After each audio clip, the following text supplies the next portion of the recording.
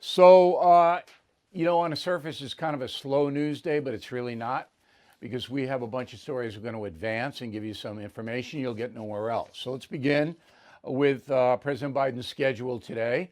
Not too heavy. In fact, he only had one thing. 2 p.m., he signed the PPP Extension Act of 2021 into law. What that is it gives small businesses until May 31st to apply for loans if you got hurt during COVID. So you can apply and the federal government may give you a loan. And it's kind of a no interest loan. Sometimes you won't even have to pay it back depending on your circumstances. But that's all the president did the entire day. Now, I'm sure he did other stuff, but wasn't on his schedule. Now, tomorrow is a busy day. He goes to Pittsburgh on his Help is Here tour. I wish I had thought of that because, I could have used it instead of the no spin news, Help is Here news. That would have a nice ring to it. So the Help is Here tour goes to Pittsburgh, all right, where the president will promote his American Rescue Plan. All right, that's more spending, between $3 and $4 trillion more. So I emphasize that because we're going to get whacked the middle of this year, end of next year, with taxes. And if you believe that you're not going to pay more taxes, then I'm glad you live in the land of Oz. It must be a happy place. I remember all those flowers and the Yellow Brick Road and all that. All right, let's get down to the border, which is, I've seen massive problems in my time covering news, but this one's up there. So you remember that Kamala Harris was appointed to oversee the border, but now she's not going to do that because the vice president doesn't want to do it because she knows it's not going to get any better.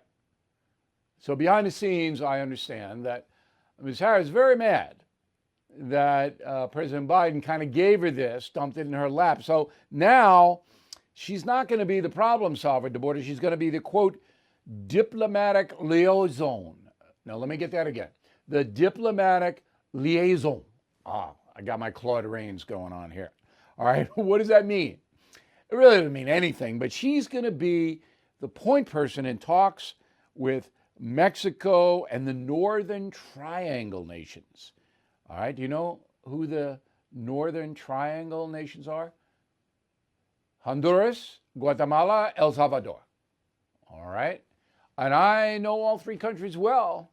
I didn't know they were the Northern Triangle nations when I was down there getting shot at, but they are. So apparently, Vice President Harris is going to be in charge of diplomatic efforts. I don't know exactly what they will lead to, but I suspect it will lead to nothing. In fact, she doesn't even have a trip down there. She might go, but maybe she won't. So this is all a facade, a ruse. Yes, President Biden and Congress will send billions of dollars to those nations. Will it be money well spent? One word, Haiti. Okay, one word. All right, the latest stats, Sunday, or 2 days ago, 5,767 children taken into Border Patrol custody. One day, 5,767. But it's not a crisis. No. Now, the projection a month ago, February 26th, that's the Biden administration, Biden administration said, well, we think by May we'll have 13,000 migrant children. Now it's 25,000. The real number will be 35 to 40,000 children. Because if you get here and you're under 18, you stay forever. So parents are trying to get their kids here any way they can, paying the cartels, the people smugglers, a lot of money, get the kid here because then the kid stays, and subsequently the parents will be allowed to come to join the child. It's a humanitarian thing. So that's what's going on.